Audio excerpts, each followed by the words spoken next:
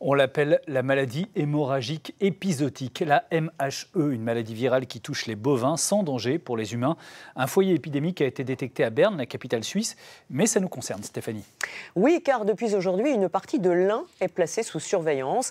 Cela concerne 38 communes situées dans un périmètre de 150 km autour du foyer suisse. Les autorités ont notamment décidé de limiter les transports de bétail. Explication Franck Grasso, Vincent Diga.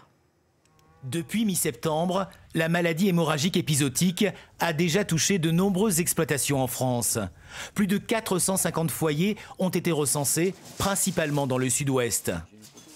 Tout le mufle là, et la peau est un peu sautée, elle est tout rose clair par rapport aux autres là. Beaucoup plus clair.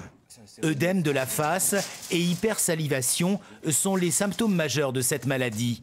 Le virus est transmis par des moucherons-piqueurs, les culicoïdes. Jusqu'à présent, il sévissait surtout en Espagne et en Italie, mais un cas vient d'être répertorié en Suisse voisine.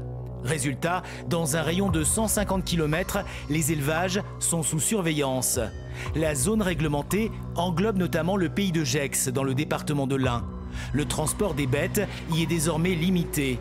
La sortie des animaux de cette zone est soumise à une désinsectisation poussée et à un test PCR au bout de 14 jours. Les autorités défendent ce principe de précaution, même si la maladie est rarement mortelle. Quand il y a une maladie, pour des questions sanitaires, on est obligé de prendre ces mesures-là pour éviter la diffusion de la maladie dans d'autres régions, dans d'autres départements qui sont indemnes. Jour de vente au foirail de Bourg-en-Bresse. On accueille ici du bétail en provenance de la zone surveillée.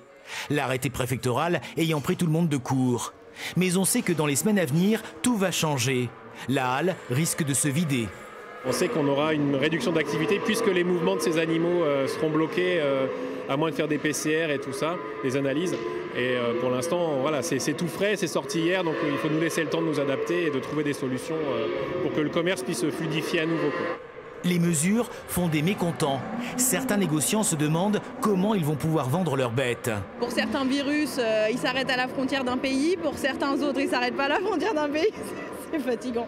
Enfin, c'est de la faute à personne, mais c'est usant. Et on ne sait même pas, cette maladie, exactement ce qu'elle fait, si elle est vraiment destructrice, si pas, on ne sait pas. Ça devient affreux, ça. Du cinéma, pas possible. Ah ouais ? C'est pas nuisible à la viande ni rien. On nous fait du cinéma pour rien. Outre les bovins, moutons et chèvres sont aussi concernés par les mesures de précaution.